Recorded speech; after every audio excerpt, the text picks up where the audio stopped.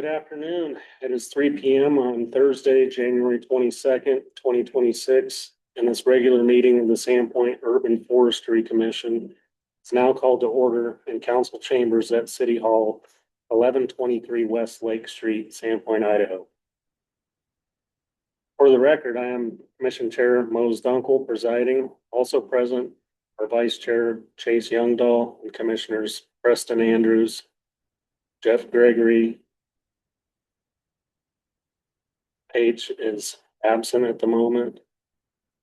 And I'm missing the name on there.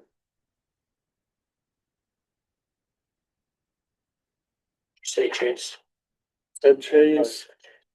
Here's Preston and Jeff. Sure.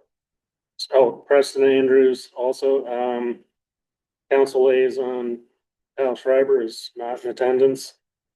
City staff liaison, Eric Bush are present, along with Deputy Clerk Haley Keys, serving as our board clerk today. Just today. Ish, maybe next month. I'll be training a little bit. Okay. And I believe Paige has just stepped in. So Paige Belpre is now in attendance. First, we'll approve minutes. At this time, I would entertain a motion to approve the minutes from our November 21st, 2025 meeting. So moved. Moved. Second? I'll second. It's been moved and seconded. All in favor?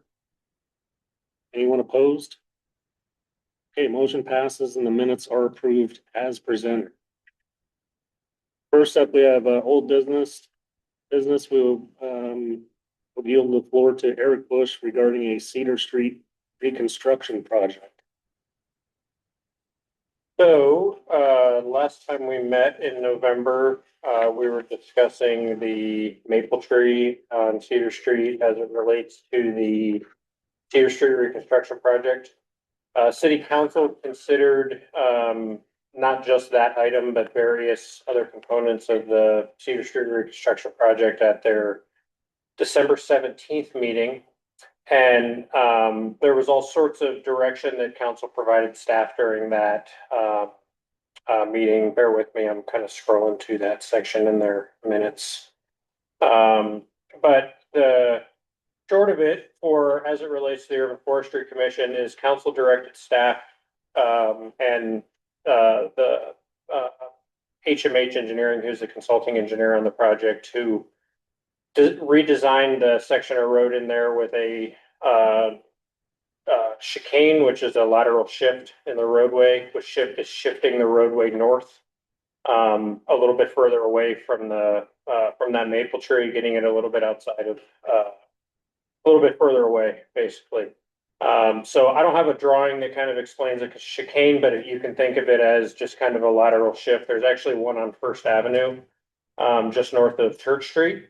It's kind of difficult to visualize, but let me see if I can I'll pull that up on Street View so you can see what I'm talking about. But the long and short of it is that will get the primary pieces of the construction a bit further away from the roots of that tree, which was a good thing in my eyes.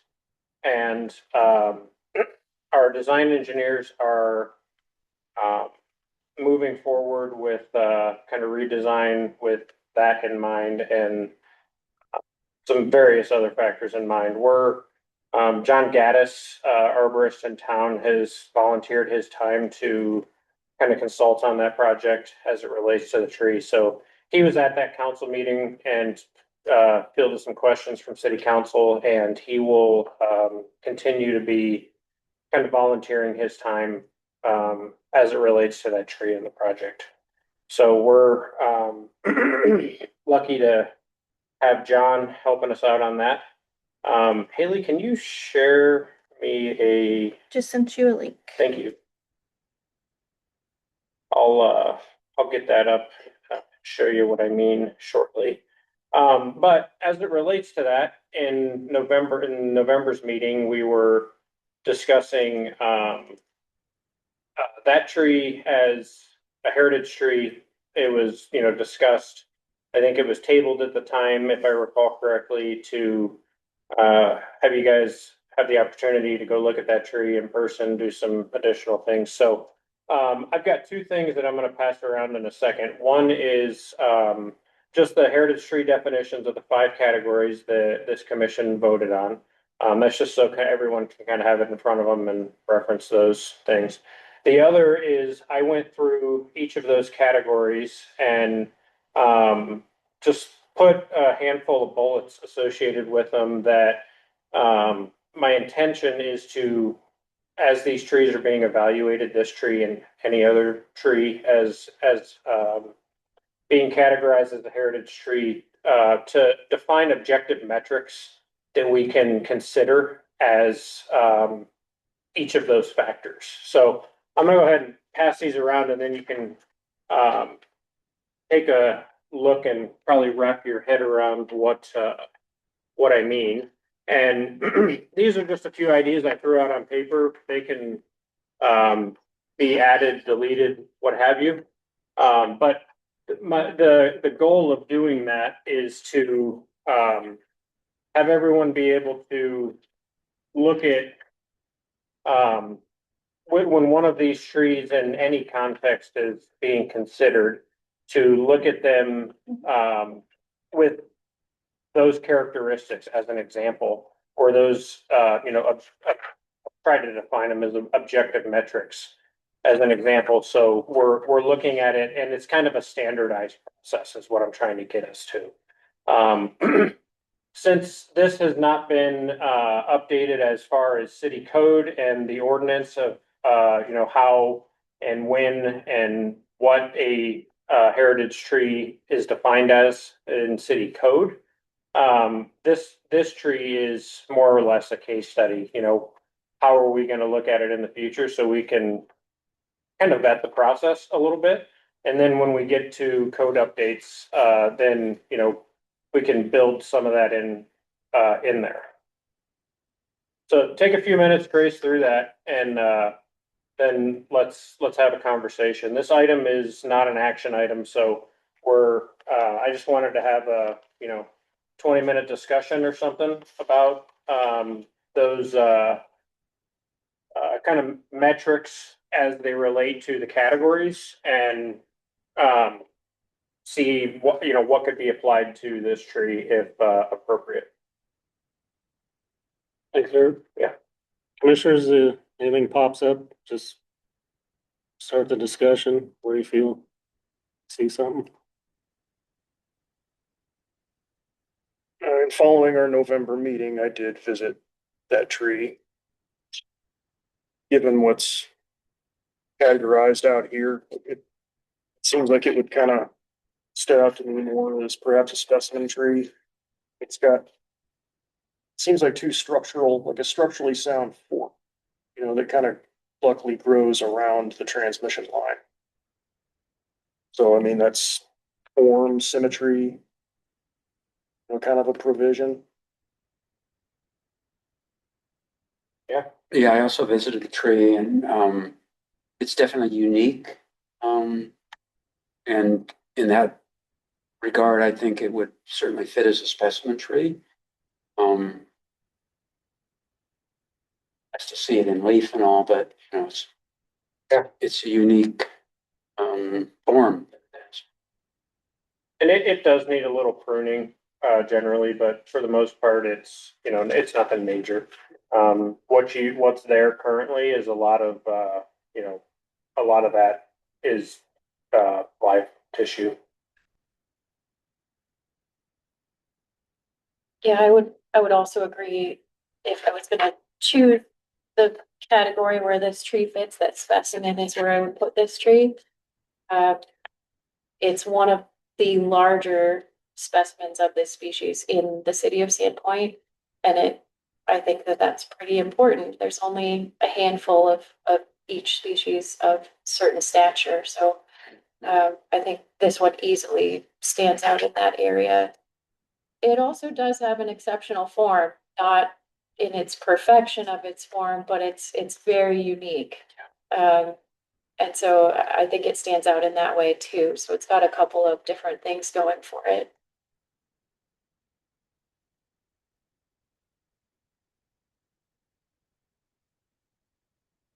So more generally, if you've had a chance to look at the metrics, I don't know if metrics is a good term for this, but what are your thoughts on that? Not necessarily as it relates to this tree, but more generally, like I was saying, as an attempt to more or less standardize how these trees are evaluated. I like how thorough you are with these questions or criteria. I think, I mean, maybe it's complete enough. I'd have to go through it and Sure. spend some time with it, but Yeah. but it looks very thorough. Maybe As I was going through it, I was trying to encompass, you could have a list of 20 plus bullets probably for each of these if you really wanted to go that detailed. I don't think it's necessary here. It's more of, for example, if we're looking at a tree that could be defined as historical.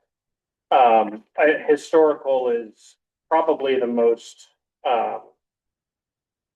difficult thing to apply in this context. And by difficult, I mean, how do we verify that it actually is a there's a historical component associated with it? Not with respect to a particular tree, but like, Bonner County Museum has a lot of great photos. Some aerial, some just photos that, were captured throughout time.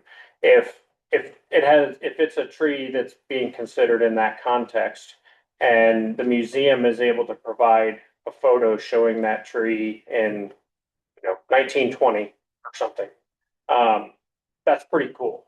And I think that would fit in, under that definition.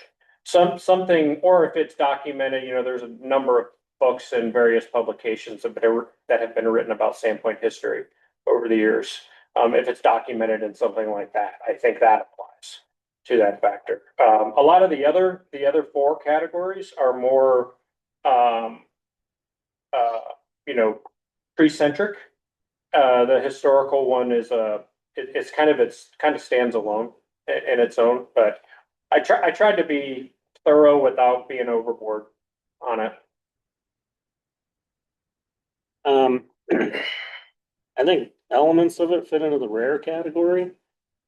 Maybe not, definitely not the most uh, direct application, but like Paige said, the shape of the tree, and size and age. Like, there's not a lot of other trees like that city, so maybe not rare as a whole, but it's definitely one of the oldest trees in that part of town. I would venture to guess. So yeah, if there's pictures of that area in 1920, I bet that tree's good chance Probably it's in there. Yeah. Yeah. And then from this point forward, I mean, I think it could fall into the historical category because it's gonna be there for a long time, and this is one of the intentionally preserved. Um, it'll fall into that category. So I think the tree definitely qualifies for more than by these definitions for sure. Yeah, I like the application of specimen in this context.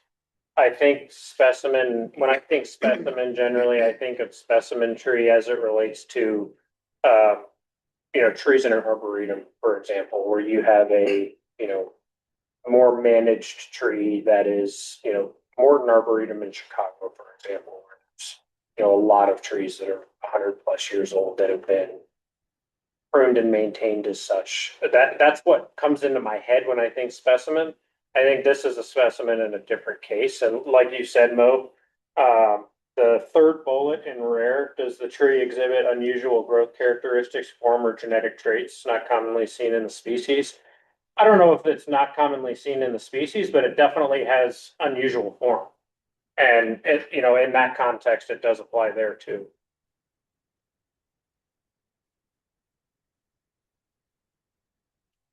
Eric, I like how you've expanded the areas to give, direct questions for us to think about.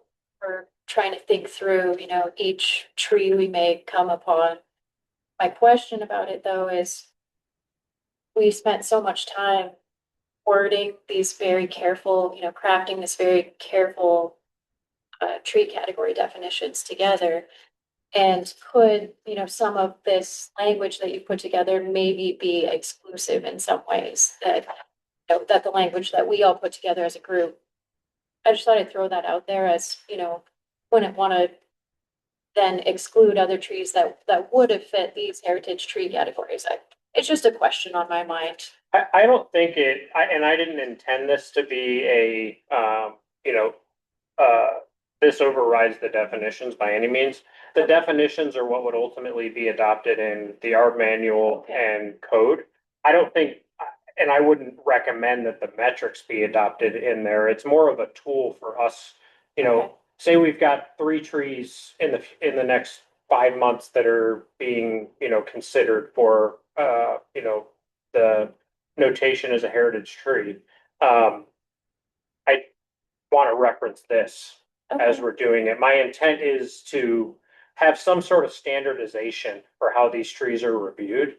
And just because it's not a bullet in one of these, like you said, Paige, doesn't mean it doesn't fit into the definition that would be, in the code in the future, if that makes sense.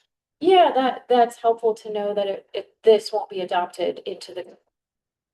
I was just thinking, as throwing out an example, look at like the specimen category. If we're discussing a tree and our definition says, age, size, health, or aesthetic factors may qualify the tree as unique among the species in Sandpoint, Idaho.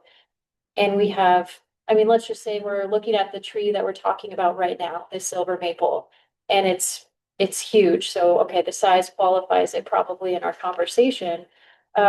But when we go to what you've expanded here in the specimen category, it says, is the tree significantly larger than typical specimens of the same species in Sandpoint? And that it just, there's really like room for some disagreement between those two, because we could all, or some of us could say, this tree is really large, it's one of the largest trees. But that's really different than saying this tree is significantly larger than all the other trees. So that's, it's kind of a semantics thing, but it could really make a difference if we're using this to try to objectively identify trees. That's all. Yeah, agreed. And I think it's benefited by, just as, the last 10 minutes, there was 3 of the 5 categories that were thrown out there that this tree could fit under. I think 2 of them are pretty easy, the specimen and the rare. That's well within this group's purview. Historical, that requires some research. Do we have photos of that? Do we have, is it documented in a publication about Sandpoint, something like that? But I like the 5 definitions because I think there's a lot of interpretation that can apply to each of them. And I think my intention with this was to just help aid a discussion about it. It's not to override the 5 definitions, which are, all a sentence or 2. They're a lot shorter. Is more so, let's think about these things. Let's look at these, things to help us evaluate. That's how I took it. Just to use an example, we've got something similar in the statewide Noxious Weeds Association. And a noxious weed is codified in statute. Any plant having the potential to cause injury or harm to crops, livestock, land, or the environment, and designated as such by the director of the Department of Agriculture. So it's pretty broad, and it would be, comparable to what we came up with in the categories. But then the association has an internal flow chart decision tree that's, not all that dissimilar to this, that just helps guide us in whether or not we recommend petitioning a plant species to open up negotiated rulemaking to be listed. So that's kind of how it strikes me, just as a tool. Yeah, if it's just a conversation starter, I think that's totally fine. But if we're actually using this as like a, flow chart or a rubric to make decisions by, I think we should probably like all go through it thoroughly and agree upon using that as a tool. Because we did really carefully come up with these tree categories together. And I really like this as a start for something, Eric, but I think it would warrant further conversation, to use it as a tool for the group to make these decisions by, is all I'm saying. Yeah, and I would say if and when we get to the point where we have defined a series of metrics, meaning a tree is brought to this group and, is it a heritage tree or is it not a heritage tree? We get to the point where here's the rubric, the scale that we're applying, and considering as a part of a tree. I could see something like this, not, I would want this to, have everyone take it home, review it, make your notes and we discuss it kind of similar to we did with the definitions. And that could be a component of the art manual as an appendix or something like that. This is the process. I don't think this is the final version. I think if and when we get to that point, I think that's, those are items that we discuss and here's the metric, here's how these trees are defined. Sounds good. What is the location of this maple? It's on Cedar Street, just barely west of the library. On the south, I didn't get the I sent info. it 3 times. Let me close on the my south eyes. side of the Peter. Once you're headed, You Very odd. won't miss, It's on the south side of Cedar. There's it pops right out. power lines going through it or something. So that's how you'll biggest tree find it. around.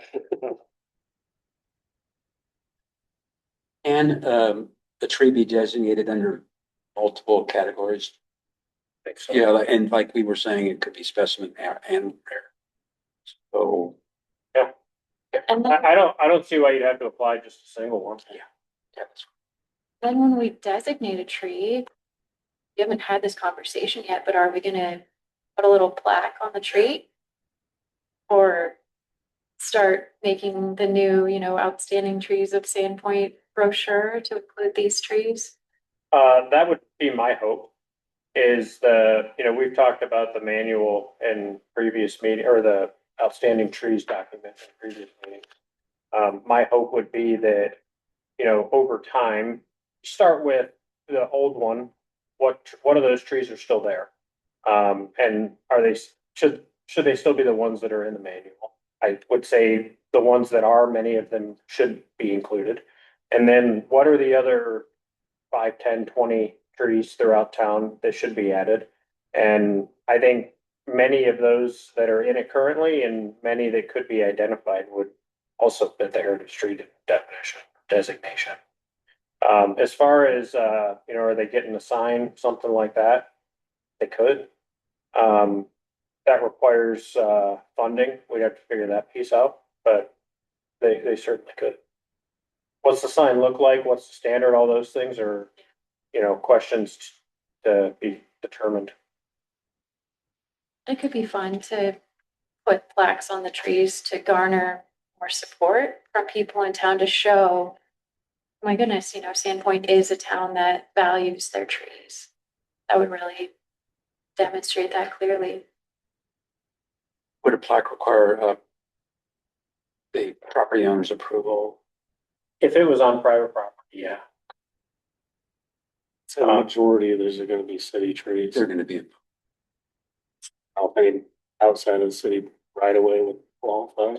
In the old manual, there are a number that are on private property. And I struggle with that a little bit, not of highlighting a tree, but, folks use that as a scavenger hunt, call it. And they go around and look at these trees and we don't want to encourage folks to go trespass to look at a tree. That part is where it gets a little bit problematic, but I think some of it at least could be with, property owner's permission. Hey, property owner, this tree is a remarkable specimen in whatever category. Are you okay with it being included in this manual? You know, reach out to them, ask them that.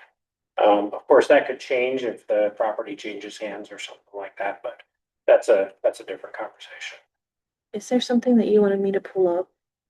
It's okay. Okay. I was just gonna do a street view, no big deal. It, for whatever, Zoom must be. Yeah, Maybe it went into my spam folder. I checked mine too. It's not in there. Also, at some point, or maybe for the Arbor Day celebration, it could be really fun to put the word out to the community and ask what people think are the outstanding trees here. Because they might be very different from the ones in, you know, some of them might be different from the ones we are aware of in our manual or just we're aware of personally. It'd be a fun activity to try to get people a little bit excited about what we're doing. Outsource it. Yeah, and then we Well, get to yeah. kind of pick through and see what we actually think is valuable. Yeah, I've got a number in my mind, and I'm sure each of you do too. And you know, our community members, I'm sure, have their own number in their mind. So it would be a cool exercise. I could, if you wanted to do street view, I could probably HDMI my computer in. And It's okay. I think we're all right. And a recap too, I think the heritage topic came up a while back because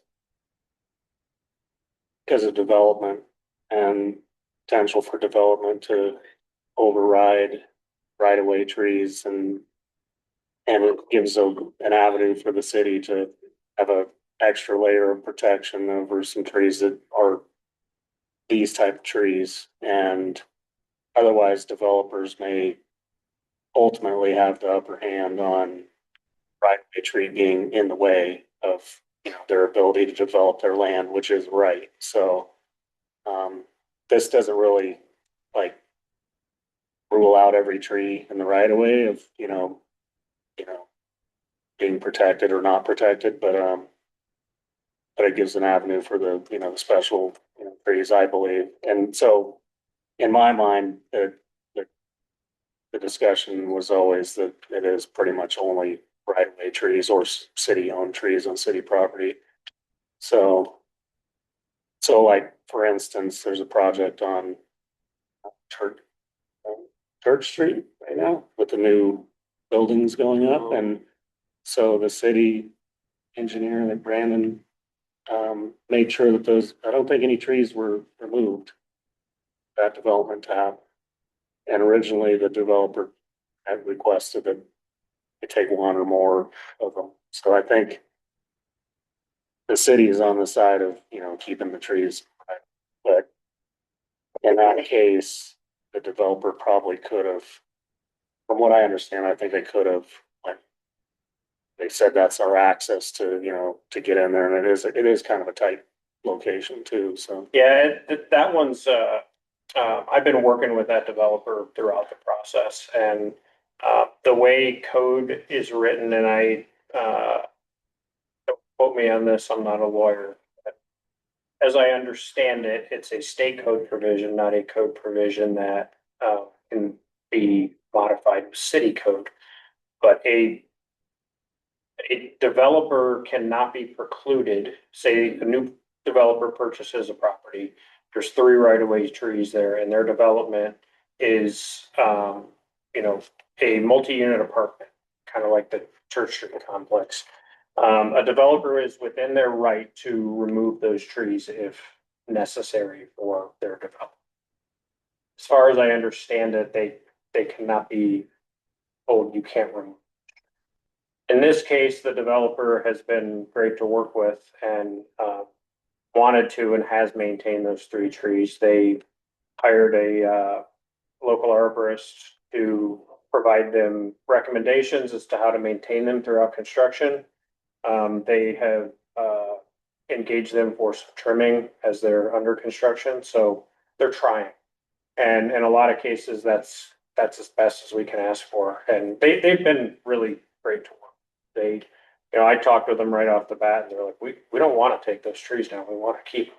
And that's the attitude I like. It's not the attitude you get sometimes. But they've been, more than willing. They spent some money, obviously, to, maintain those trees. Getting an arborist on board and, trying to maintain them throughout construction. So that's a win in my eyes. As far as, other developments, it's kind of a case by case thing.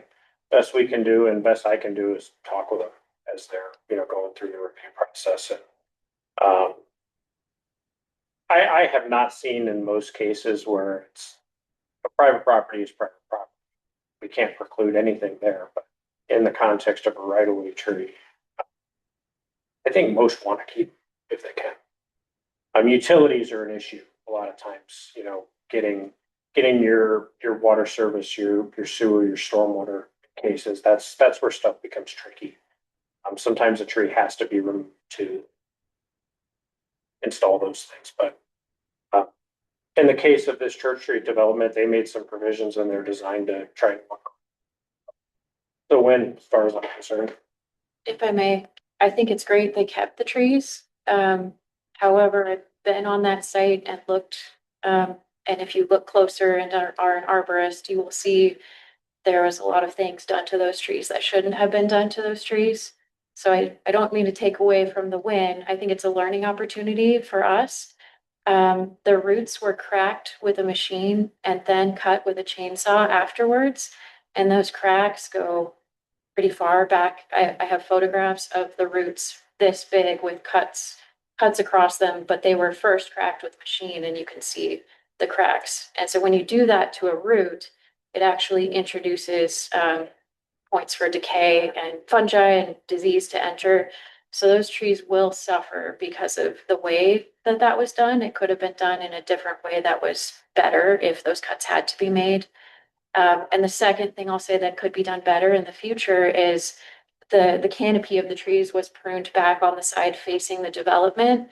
And the science now shows that we shouldn't be pruning the canopy of trees when we do the root pruning. We should wait and see how the trees respond. And then the following year or later, then we should prune those trees in the canopy. Because if you prune off everything on that side, some of it may well have survived and provided food for those trees to survive.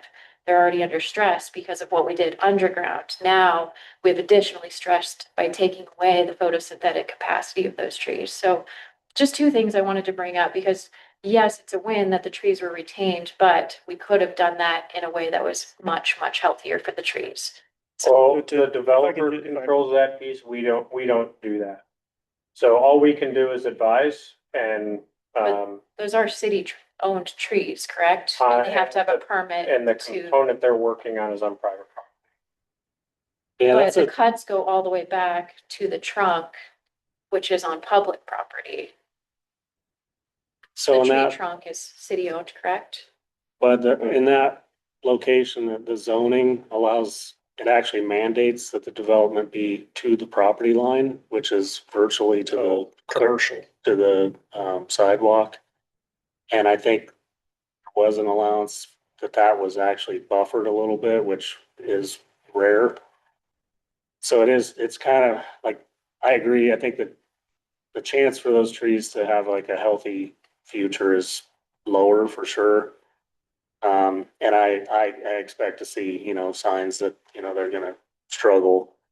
So it is almost a case of like, it's good to keep them, but I expect in that particular location also, or do they fit into like a heritage classification? Probably not, because maybe in like a grove, but there's not that, I don't think there's anything significant other than that, and that's kind of a stretch. But in that downtown core area, that commercial A zone, the zoning laws say that you have to build the building to the property line, which makes no setback at all. Like in a residential area, the setback's 25 feet. So there's plenty of room to work with, even with a pretty good sized tree. So in that case, and like Eric said, I think once it hits the property line, they can literally just chop them off right there. And then because their foundation is literally there too. So it's a tough situation. That whole spot that's just one of the many concerns that down the road, I think the we'll see how, have to see how it develops, you know, how it works out with other concerns that are pretty apparent. So in that particular commercial zoning, I mean, are you required to go to the property line or are you just Yeah. allowed to go to the property? No, it's a requirement. Okay. So it's, I don't even know if it was a variance, it was just like an agreement that I think the frontage of the building is back. It's feet, it's maybe 5 feet. I don't even know if that, and maybe it's only part of it. I think it's like, Yeah, it's it's pretty, basically the back edge of the site, so it's about as close as it can be. yeah, and that was, I'm pretty sure the developer offered that up and the city was, yeah, we'll take whatever, because the city was definitely caught in a situation where that that wasn't foreseen to happen in that zone and in a location like that where, you know, no parking lot, no requirement for any parking area because the city had decided that commercial area would have commercial activity and parking requirements added too much of a burden on a business because that space is so valuable. And with the zoning rules too of, you know, maximizing the square footage into a commercial use, parking was a hindrance to growth of the commercial core. So parking requirements were removed.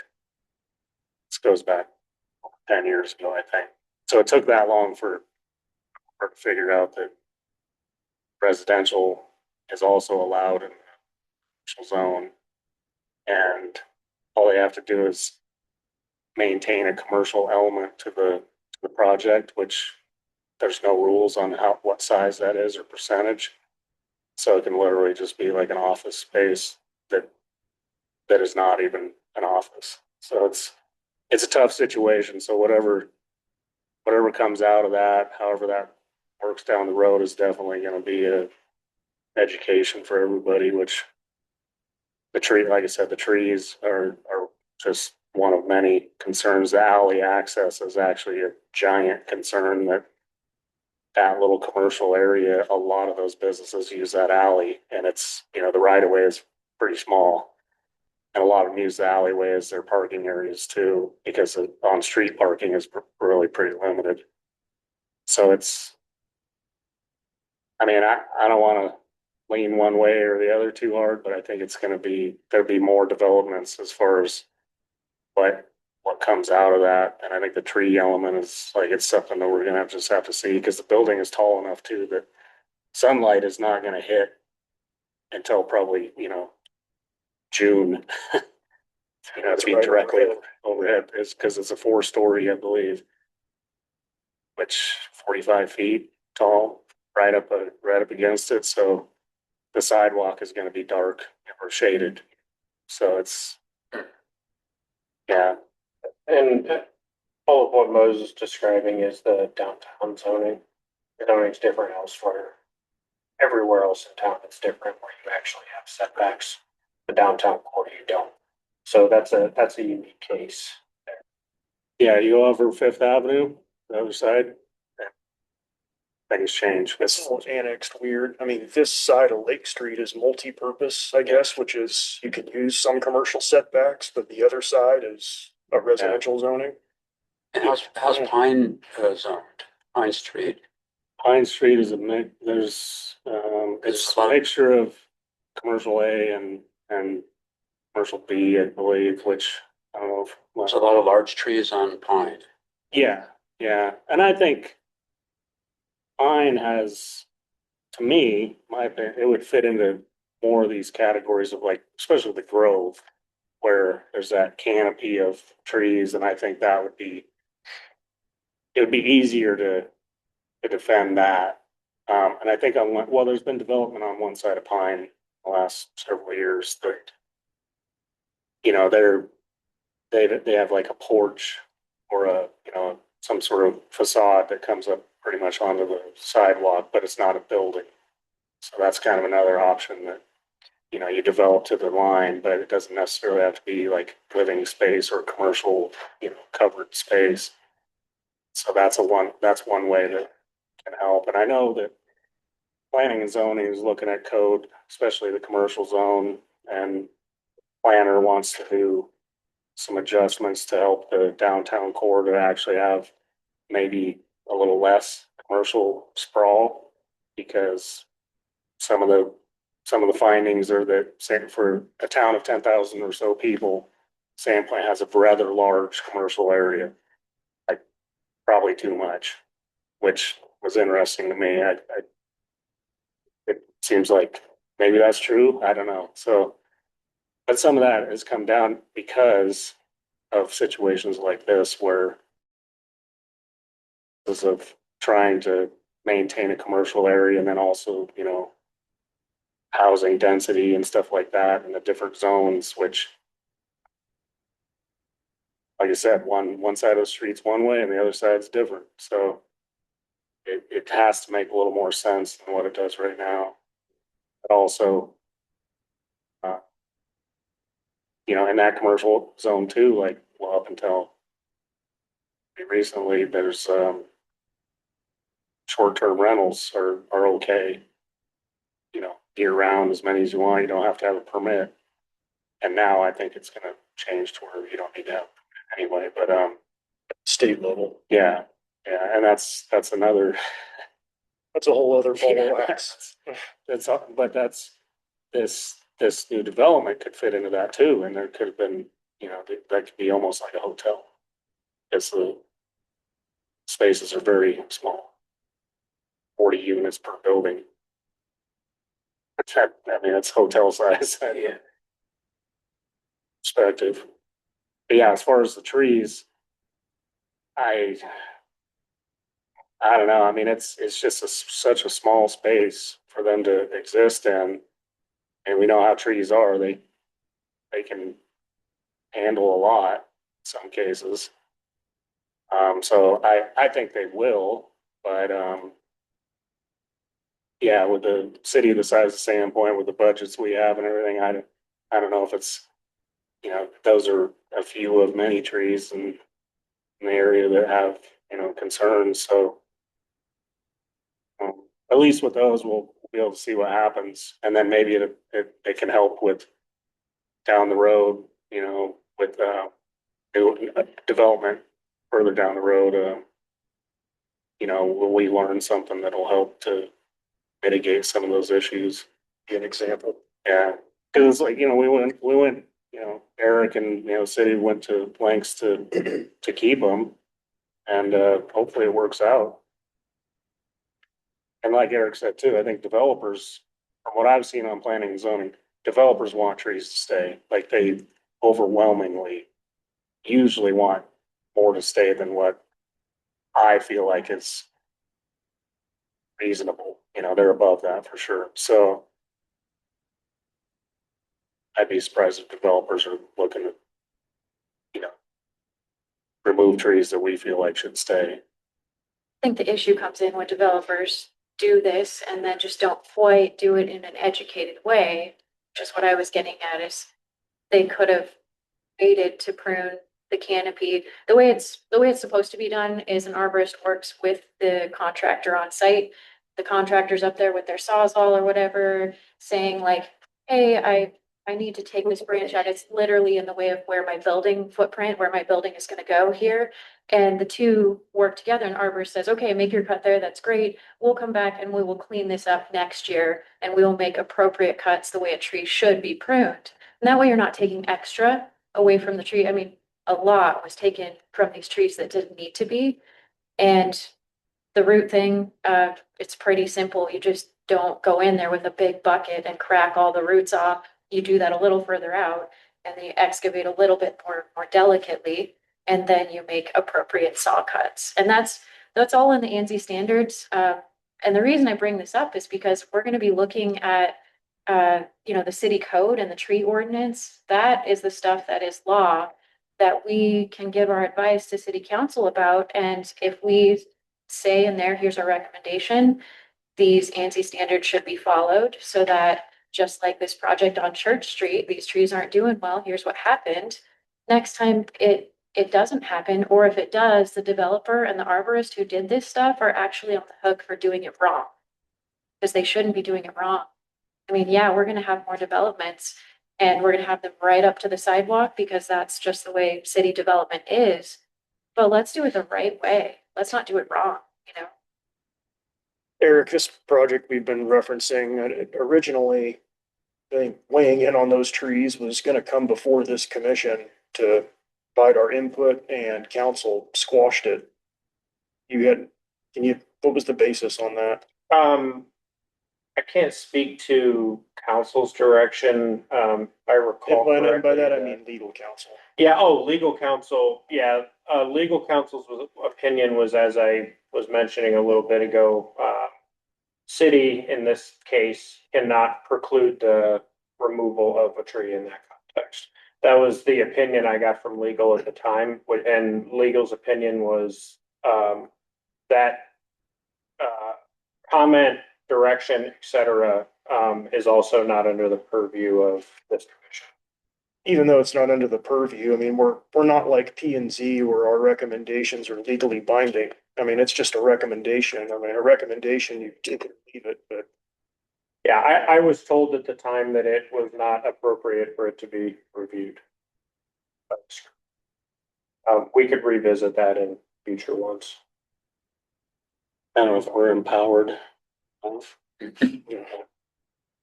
Like, what are we doing here, you know? I feel the same way, you know? Although E and Z is, in some cases, I mean, it's just a recommendation too, like council overrides P and Z pretty frequently. Well, not frequently, but it happens often enough that lets you know that the time that is put in is still ultimately up to council and mayor, so, yeah, I mean, that's, yeah, I hear what you're saying, it's, yeah, if we put in the work, then, you know, how far is that, how much traction does that have? I guess that's, you know, council or the mayor would have the ability to beef that up a little bit. I've spent time on other commissions too, and kind of the same, sometimes certain things, just whatever we said, that was, they were just gonna go with it because they didn't really have the knowledge or experience to make a judgment call on it, or they wanted us to just make that call. And then other times it's almost like just going through the motions so that, I mean, this is recorded, right? So I'm sure. But from experience, sometimes it feels like we're going through the motions and then, you know, just wasn't heard, you know, it's just part of the process, which doesn't always feel good, but, you know, sometimes we get more say than what we probably do or should have, I guess. Feel like with the parking lot situation, we pretty much called the shots on that. I don't think it went any different than what we pretty much laid out. So that was kind of rare, I think. Those trees would be gone if not Yeah. for us. Yeah, exactly. That's right. Every time I drive by, I'm like, save those trees. And my wife's like, well,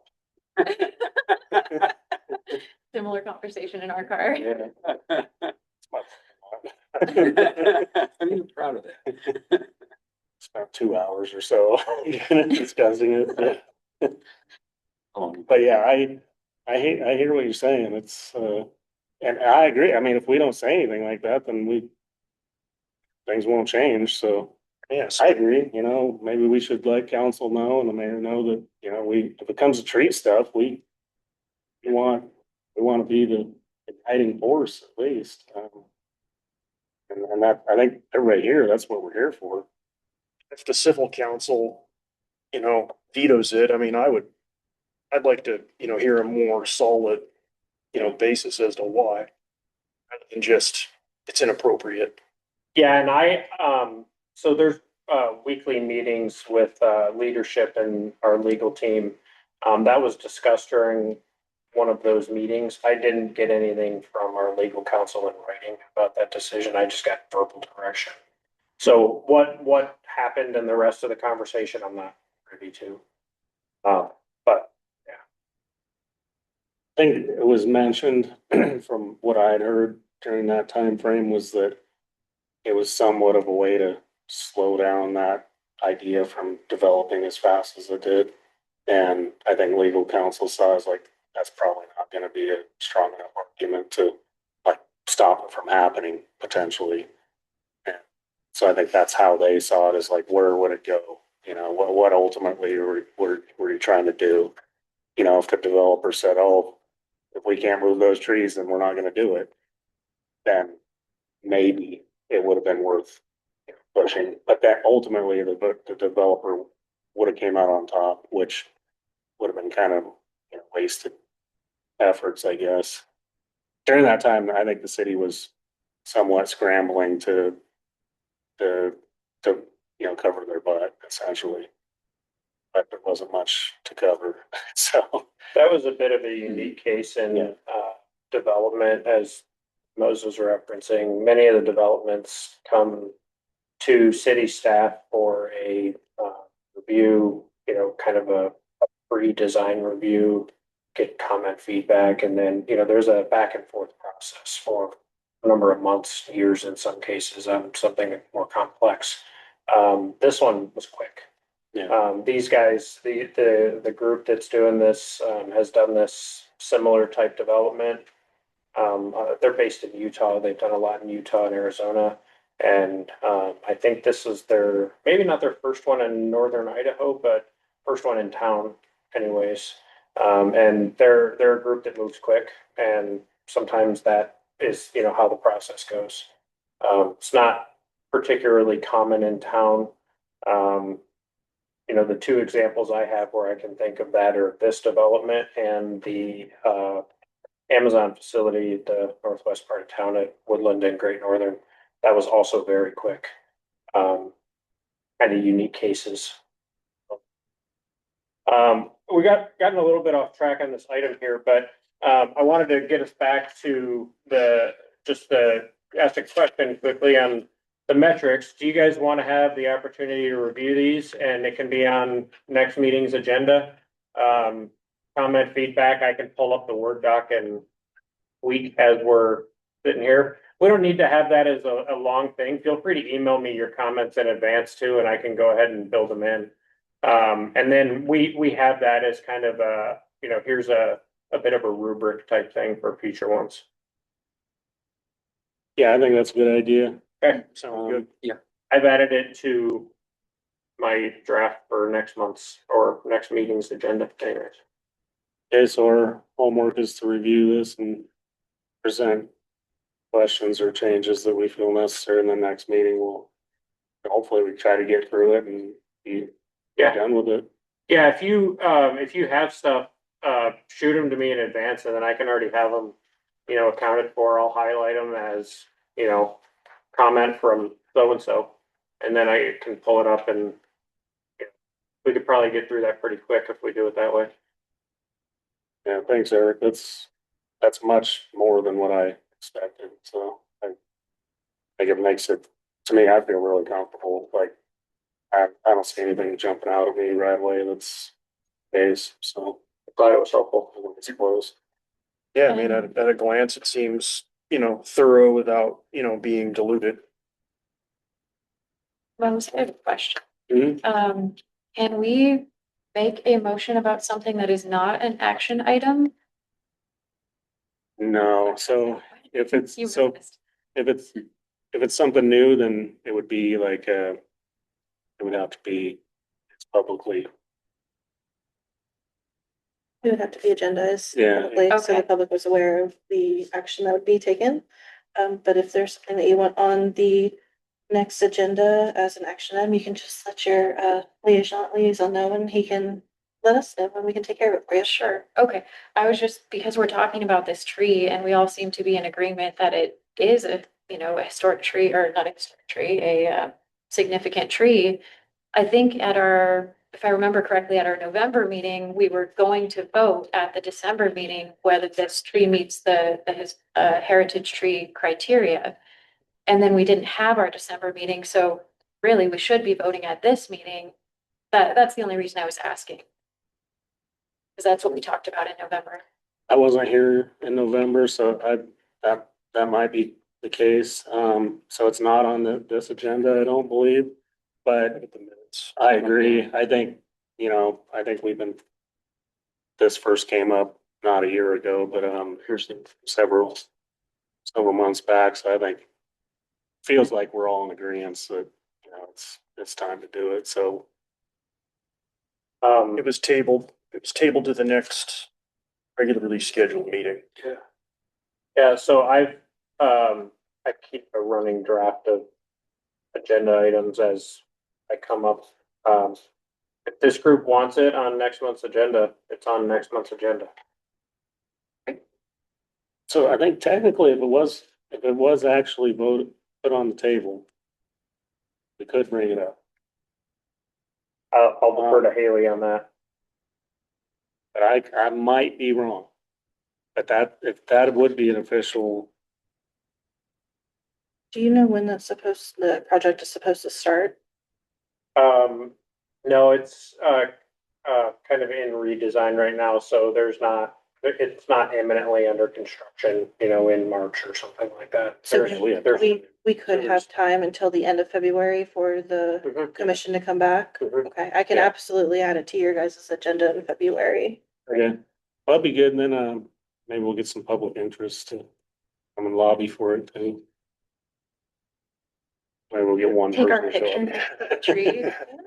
Running It's a average. heritage tree. All right, thanks for mentioning that, Paige. Sure. Another question I have, Mose, about the heritage tree categories. What's the process or what's the timeline on codifying them? City code? Definitions. Yeah. That's gonna, I'm not sure. It's gonna likely be included as a, larger portion of a code update. But it's something, and it was something I believe that was on, the priority list that council asked each committee commission to do that was discussed late last year. I think that was number 2, maybe on the priority list was, you know, code updates, and I think it was code updates in the arboriculture manual updates, you know, those go hand in hand. So it would occur. Could be a little while. Yeah. The way the process works, if we agree on it next meeting, then it would be at least another, then we would recommend it to. So, and then that could be, it could take some time. I raise that question because in relationship to that tree, the maple tree, if we vote on that being designated as a heritage tree, is it really, Mhm. is it really a heritage tree if it's not, if we don't have a code for it? Well, we would recommend that it is, Okay. and that's all we would be able to do anyway, I think. I mean, ultimately, probably, when it comes to heritage trees, we say, yeah, it is, and here's why, and then every time I guess it would probably go to council and they would kind of blanket approve. So what we would do right now is rely on the current code, and I just pulled that up. And section 715-13, I'll just read this, a couple sentences. The historic and heritage tree preservation designation recognizes the significance of trees to the city. A tree may be retained beyond its useful life because of its contribution to the environment and city character. A heritage or historical tree may be designated by the tree committee in coordination with the historic preservation committee based on the criteria as described in the arboriculture manual. The criteria in the current manual is not dissimilar to these. But to designate based on what we have in code currently, I will pull up and have available for next meeting, what the current standard in the ARB manual is and make sure that it's in compliance with that. For stuff in the future, you know, when the code's been updated, then it can change accordingly. Eric, can you send that out to us, the current code? Yep. Language, and then, when we come back, we'll be ready to roll. Yep. Okay, if there's nothing further, now we get to the fun part. So, move on to annual elections of board chair and vice chair. At this time, I'd entertain motion or nominations for board chair. I would offer up that, I'm willing to do it again, but if anybody has any inclination or desire, I'm totally open to that. Everybody here, I think, would be a good chair, and I definitely don't need the status.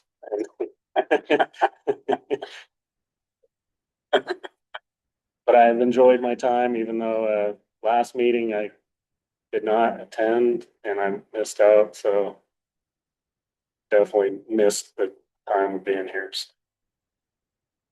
Yeah, looks like you got another year of P and Z Yeah. to come, so. Which was surprising. I believe that was incorrect, but Yeah. I thought I was done. You're welcome. Made sure to let me know that I have to stay in town for another year. Unless there's any burning desire, I mean, I'd propose the officer slate as is for one more term. I would throw my hat in the ring. Chair. Just, I wanted to observed for a year. Feel like take that on, but up to all of us. So with that, we would need somebody to second either volunteer for Mo or Paige. How long are terms? It just 2 years? Are we staggered? The terms are staggered. Oh, yeah, as far as, The chair and vice chair are yearly, but the terms are, I think, different for everyone. Jeff just got reappointed. His original term was a 1-year term. So, for example, Yeah, that way we don't have a whole new commission at once. Mm. Some overlap. I believe I'm at the end of the year. So am I can tell you guys in a second who is up when. think that Paige and Preston are in on a 3. You and I are in on a 2. So Yeah, sounds familiar. Chase and Mo, you guys are up the end of November 2026. Solid. because our first meeting That's in right. 24 was in December. So it's a little bit odd. It's not with the calendar year.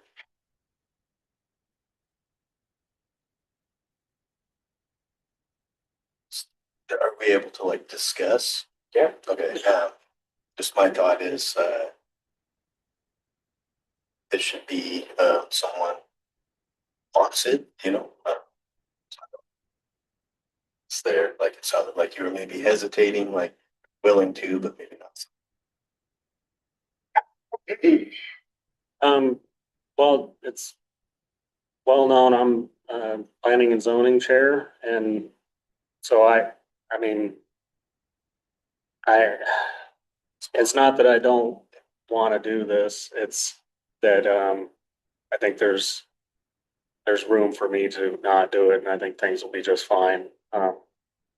So, you guys have seen how a meeting like how it should maybe look sometimes, not all the time. Like I definitely could use some refinement, but being the chair is, it's essentially just helping the meeting move along, and you know, staff does most of this work. It's not like the chair is responsible for the entire meeting contents and everything. So I don't want to say it's like super easy or anything, but it's it's tailored so that anybody could probably handle it with and We're all So- equals as commissioners. I mean, that's, a chair, vice chair doesn't elevate, your voice or give you, additional power. It's just simply facilitating and running a legal and efficient meeting. yeah, it's just a little bit of like how the order of the operation, how the meeting runs out, like Chase said, outside of the meeting, like just a commission member, essentially, my vote is no different than anybody else's. If I get hold of Eric and say, hey, I think we should do this and this, he'll take it into consideration, but it doesn't mean more coming from me, I don't think. You don't get 2 votes instead of 1. Yeah. Yeah. So, I would definitely accept motion to be the chair again. And, I'd be happy to do it, but said if it's up to you guys. So I can't nominate myself, I don't think. You can volunteer, just somebody would Yeah. need to second your volunteer. So So this Same isn't with like a Paige. voting. This is like somebody nominates someone and then someone seconds it. So it's really typically how it works is somebody nominates another member. And then if there is a second to that nomination, then great. If the nominee accepts the nomination, great. But with your guys's, well, not even just your guys's, with the majority of the commissions and committees, if somebody wants to volunteer to chair or vice chair the meeting, they are more than welcome to do that. That volunteer action just needs a second to it. And then, that would essentially be like accepting a nomination, and then we would go on to vote. So what I should have said is I volunteer to be the chair. Okay, Yeah, so I have Mo and you okay. for volunteering I for thought maybe I chair, didn't say and then it it's up, correctly. no, it's up to, somebody else to second one of those volunteer positions, and then we would go on with that person accepting that nomination for the position and then voting on it. So if one of us seconds, then either Mose or Then I would ask that. Paige could either accept or decline. Just figured how roles work. Clearly, we're still a little new. Yeah, yeah. Well, with 5 members and 2 yeah. chair and vice chair, 5 is.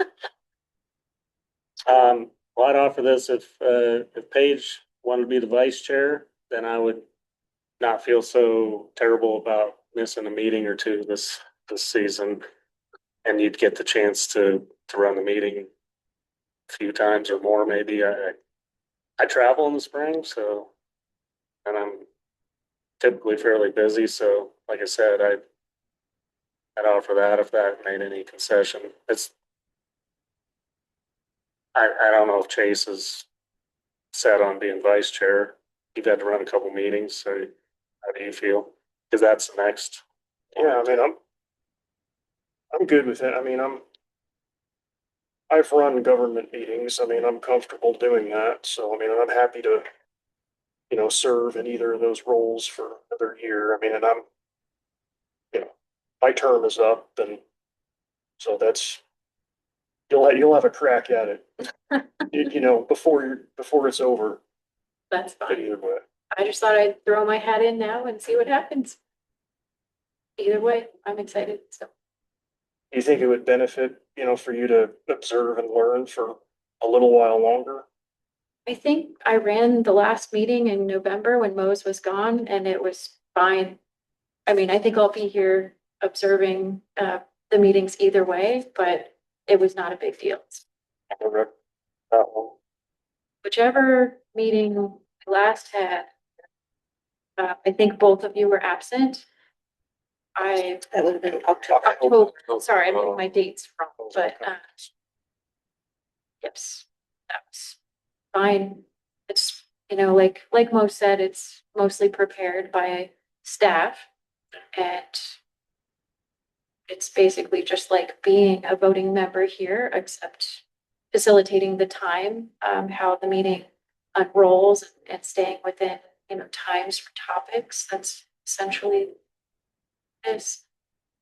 I feel perfectly capable of doing that. I've been on tree commissions.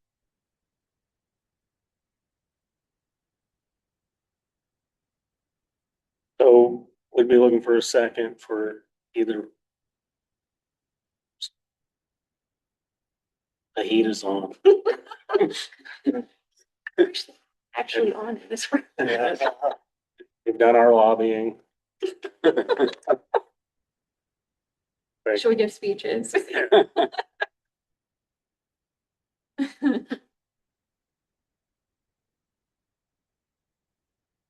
it's gonna hurt either of our feelings either way, so.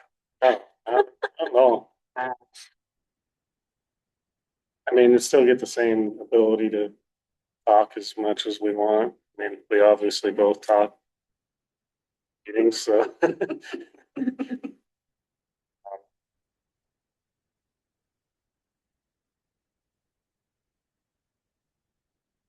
How it works if nobody decides to vote, we just table it till next month. No, we can't. We need to do it. So what is the next step?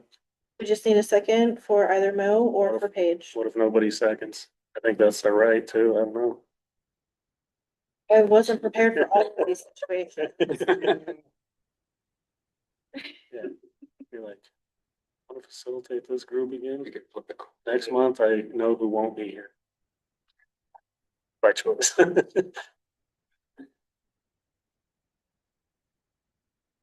Maybe somebody else wants to put their hat in the ring for being chair.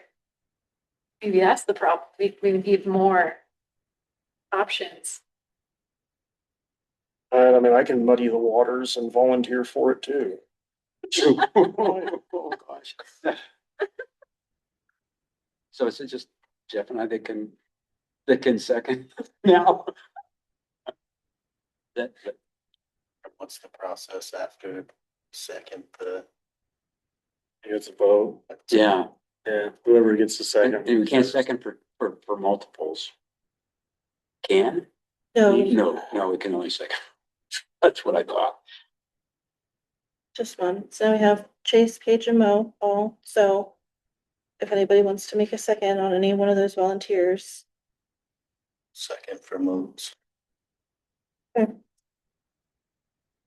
second for Paige. Keep it interesting.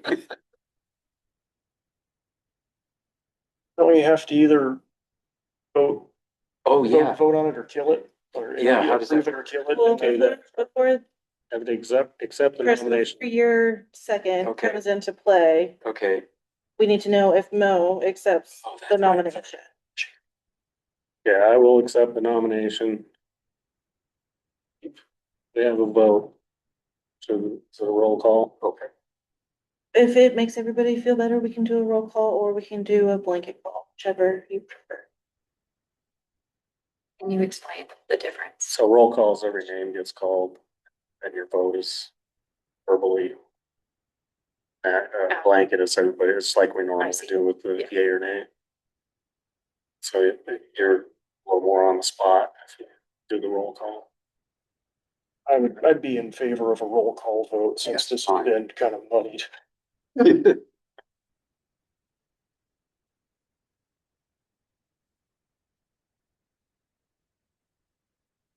So does this require a majority or Yes, everyone? a majority. Majority. All right, Jeff? There, like, So right now we're voting for Mo. Okay. Pace, Aye. Preston, Aye. Paige? It's confusing because I You put can, myself in there. You well, you can can also say yes or abstain. no, or abstain. Guess I will abstain to support myself. And Mo. Aye. All right, so the ayes have it and it goes to Mo with the majority vote. Okay. Now would entertain motions or, So we need your motion passes. okay, yeah, motion passes and Mose has been elected chair. Next, we'd entertain a motion or nomination of board vice chair or volunteer. So Volunteers. same thing, if somebody wants to nominate somebody, they can. If somebody wants to volunteer, they could do that as well. I would volunteer for one more term as vice chair. Volunteer. nominate.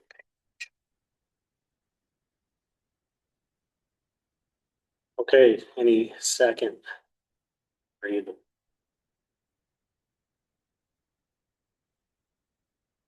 So Oh. Yeah, no. the Chase volunteered, Paige was nominated by Jeff.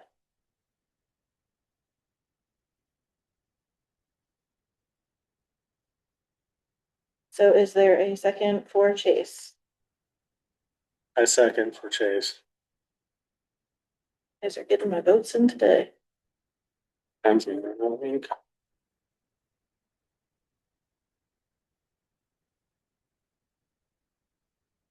Nominee accepts the nomination. Is, Yes. well, He volunteered, so I need a second. I second. Okay.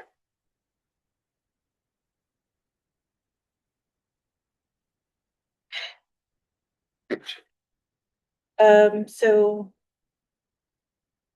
And forgive me, I was not prepared for all these situations. Are we at Roberts on this? So. I'd have to go, if you guys don't mind taking a couple minutes to pause, I need to go look at the Roberts rules. Cause I wasn't prepared for all of these. Oh, if we can just take a brief 5-minute recess, I can go and look at that. Fine, 5-minute recess.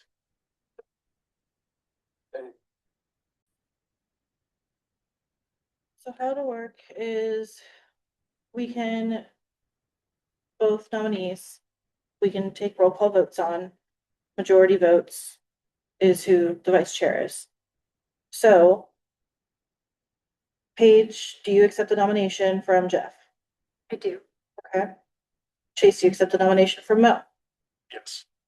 Okay, now we're going to have a roll call vote for everybody. And it's yes or no for, so first we'll go with Paige for vice chair. So I'll go down the names and then you guys can vote yes or no and we'll go from. So for Paige being vice chair, Mo,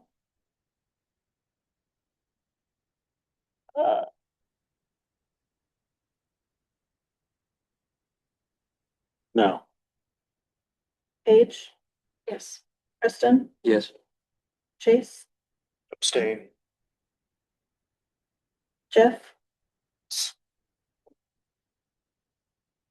All right, so with that, Paige does have majority of votes. And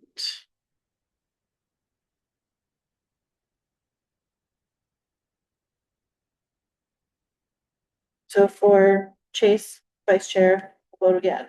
That way we have everybody's votes and we're all clear with what's going on. So for Chase, Jeff? No. Chase, Abstain. Preston, No. Paige, Stay. Mo. Yes. It's a tie.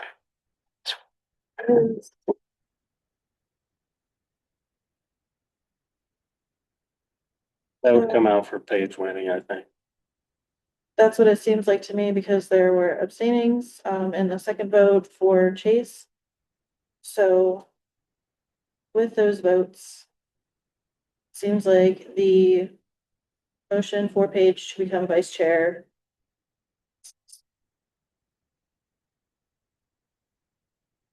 Madam Vice Chair. Thank you. Thank you for leading the way. Passing Kindly. on. Okay. We learned a lot during that. Never Very thought you'd go through that many provisions of Robert's rules for a meeting. Usually there's 2 more people and, so it's Yeah, not quite as, it's Yeah. a small. okay. We're through with that? We have 4 minutes left. There wasn't 3 people running.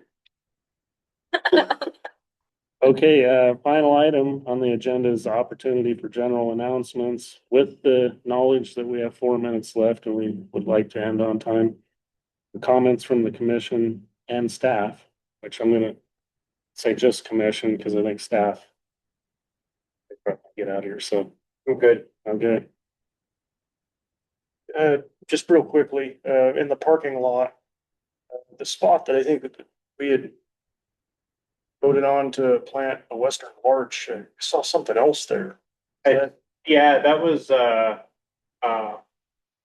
when we did the downtown tree plantings, I think we bought, I don't quite, it's somewhere between 14 and 16 trees that we bought initially, that were planted on First Avenue and Cedar. One was to also be planted in the downtown parking lot. I had forgotten about that previous direction for the larch in that location. They ran out of trees, they went and bought, I believe that is a plane tree that was planted there. So that was my bad. Apologies for the confusion. But it's that southwest, and the southwest planter is the one you're referencing, yeah. So there is a tree there, not the one that the commission had discussed previously. Well, we got most of what we want. Another comment, the library, I think I mentioned before, the library is interested in partnering with our commission for an Arbor Day event. And they really plan early. So I don't know what the proper way to invite their representative to our meeting, or what that would look like. If you have a contact, reach out to them or shoot them my contact and I'll Okay. reach out to them. And we can, if they're free, we can have them at next month's meeting. Okay, I'll try to connect you guys. Yeah. And quick comment about those trees that were impacted by the construction. Because all of that happened to them, in order to have a fighting chance and maybe get through this okay, they should have some wood chip mulch put on where there's soil around their bases. So I'll throw out that recommendation and hopefully the city can make a good choice about that. To make a comment, regarding the heritage trees, if it could be put on agenda to discuss how those are identifiable to them. Sure. Referencing like the plaques.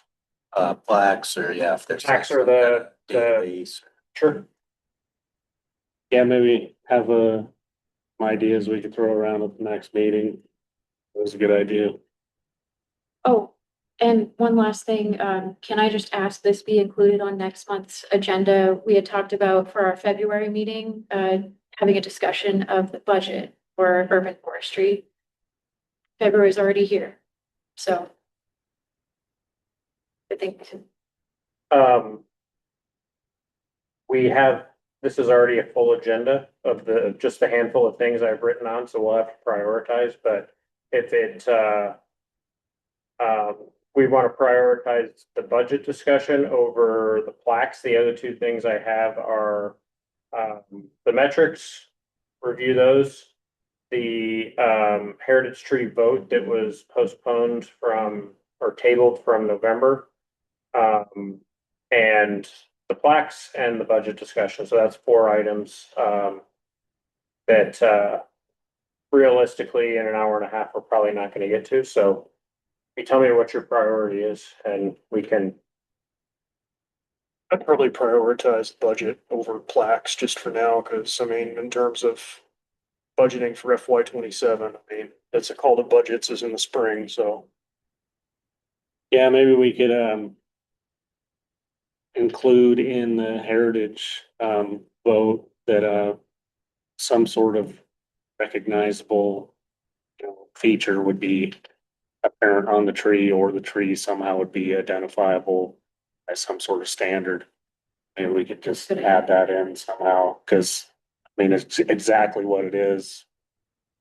I think we could debate that for a while, and there's probably a lot of different options too. So I think we probably all agree we probably do want to see something. So I think in order to speed that up, we could probably just say it has to be something, but that to be decided later. As far as your budget goes, I know that you guys included that in your top priorities for 2026. Mayor Grimm, if you go back and watch the council video from last night, he did discuss with the councilors that now that we had all of the priorities for the committees and commissions for 2026, they were going to bring that to a discussion, I believe, at the next council meeting. I'm not sure. It's been a very long day and night since council last night, but they are going to start discussing all of those top priorities between each other and recommend to committees and commissions, I believe, what they should be most focused on. So we can also bring that up with Kyle, I believe, at the next meeting and see what direction came from that. I might inform which is included next month or isn't. And then we'll pick the other one up the following month. Either way, it's accounted for. Okay, let's wrap it up with no further business. Meeting is adjourned at 4:32. Good job, guys.